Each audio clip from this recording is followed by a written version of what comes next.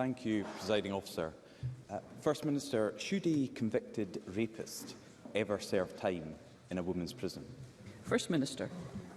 Presiding Officer, can I, of course, point to the fact that some matters that we will discuss in this session of First Minister's questions are sub judice.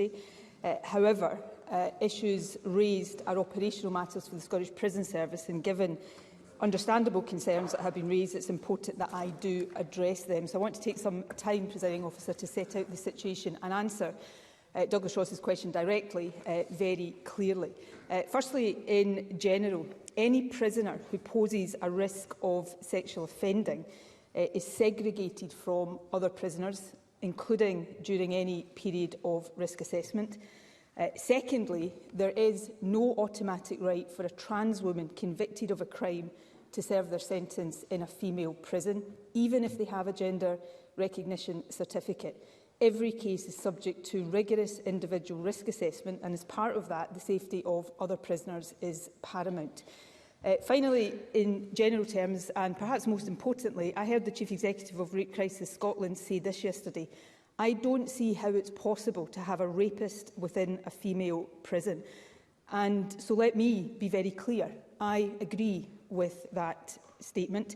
And bearing in mind what I've just said about the importance of individualised risk assessment as a general principle and presumption, I think that statement is correct.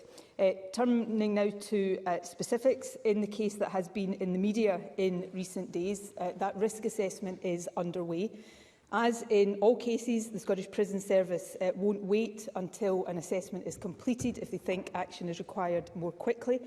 Now, it would not be appropriate for me, in respect of any prisoner, to give details of where they are being incarcerated.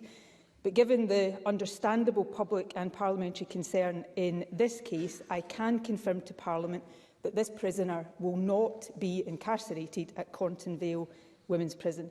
And I hope that provides assurance to the public, Presiding Officer, not least to the victims in this particular case. Douglas Ross. I appreciate that response from the First Minister, but this rapist is in there now.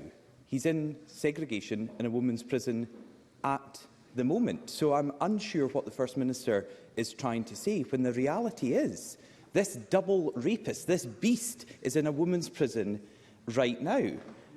We think it's wrong that a rapist is sent to a women's prison. We believe that a rapist having access to a woman's single-sex space is a threat.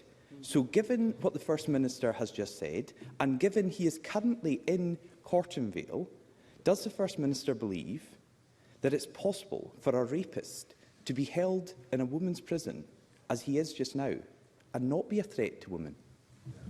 First Minister.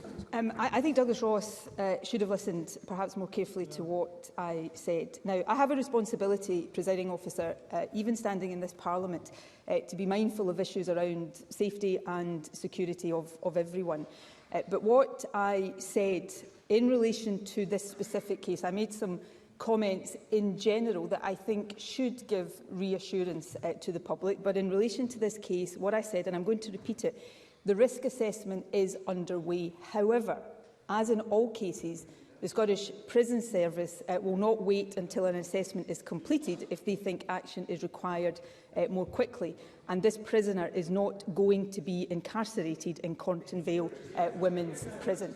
Now, in terms of the interim situation and how the situation that I've said there is going to be achieved, I've got to be mindful of allowing the Scottish Prison Service to do their operational job and to do that properly. But I'll go back to one of the things that I said in general, and this applies to any prisoner, regardless of whether they're trans or not, regardless of whether they are in a male or a female prison. If any prisoner poses and is considered to pose a risk or gives rise to any concern about sexual offending, that prisoner is segregated from other prisoners, and that applies during any period of risk assessment. So I think I'm being very clear to Parliament in light of public concerns, but I am also allowing having regard to important issues of security and safety, to allow the Scottish Prison Service to undertake their operational responsibilities in relation to an individual case. Douglas Ross. First Minister, you just have to be clear with people. Can you confirm that a double rapist is currently being held in a women's prison? Because that's the situation. And let's just hear what the former governor of Corton Vale Prison, Rona Hotchkiss, has said about this. I am absolutely clear about the fact that they should be in a male prison. You simply cannot have someone like this terrorising women. She continued, "It's a red line I would not have crossed." But this double rapist only decided to change gender after he was charged by the police. It took the threat of jail for this criminal to decide to change his gender. That's not a coincidence, that is a conscious decision. Now, the First Minister is hiding behind the Scottish Prison Service, but they are a government agency accountable to SNP ministers. So all this really comes down to is what ministers decide. They had the power to prevent this happening, and they still have the power to change this in the first 72 hours under Rule 19(1)(a) of the Scottish Prison Service rules. So can I ask the First Minister, above asking where he currently is, was there any ministerial involvement in the decision to send this rapist to a women's prison? And before that 72 hours expire tomorrow, will the First Minister personally intervene and remove this double rapist from Corton Vale? First Minister. I think I'd repeat some of what I've already said, but let me be clear.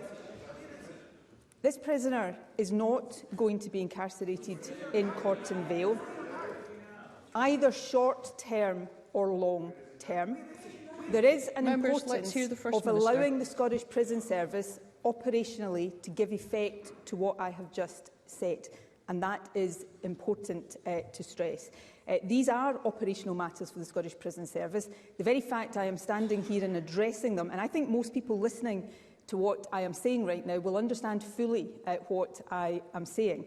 I am not, to use Douglas Ross's phrase, hiding behind anyone. I am setting out very clearly, firstly, that I agree with the comments of the Chief Executive of Rape Crisis Scotland yesterday, when she said, and I repeat, I don't see how it's possible to have a rapist within a female prison. It is, of course, right and proper that there are individualised risk assessments done on every prisoner, and that is important. But I agree with that statement. And what I have said is that short-term or long-term, this prisoner is not going to be in Corton Vale, but it is important to allow the Scottish Prison Service operationally to give effect to the decisions that they have taken. Douglas Ross. I'm sorry, I've asked this 3 times now, so I'm going to ask for a 4th and final opportunity that I have. Where is this double rapist at the moment? Is he currently in a women's prison here in Scotland, First Minister? Yes or no? And I'm sorry, all of this stuff about the Scottish Prison Service, this is the rules that the Scottish Prison Service have to work to. Rule 15(1) about the allocation of prisoners does allow ministers to intervene. Ministers could have intervened before now, and Rule 19(1)(a) gives 72 hours for this to be challenged. That expires tomorrow, and we heard nothing from the First Minister about what she is going to do about that. Now, we have warned for months that violent criminals, just like the sex offender, the absolute beast we are discussing today, would try to exploit loopholes in the law and attack and traumatise women. The problem, as we have said all along, is not trans people. The problem is violent offenders. But now, before the SNP's GRR bill has even come into force, rapists are currently exploiting the current laws. We shouldn't make it any easier for them to attack women. Now, Nicola Sturgeon has seemed to reject that the fact that he's currently there isn't a risk to women. I can't agree with that. So can I ask the First Minister, will she go to Corton Vale? Will she personally explain to the women there who are sharing their prison with a double rapist why on earth her government is allowing them to be in a cell next door? First Minister.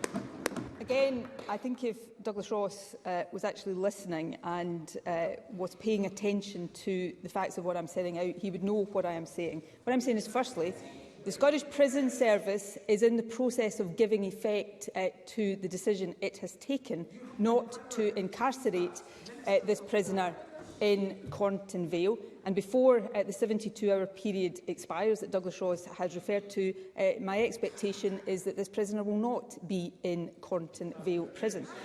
So that, I think, to most people and to people who are reasonable, would be a very clear explanation of the situation.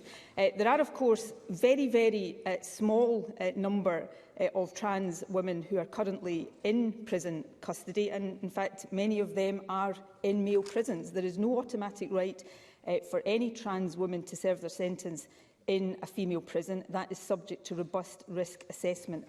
That is right and proper.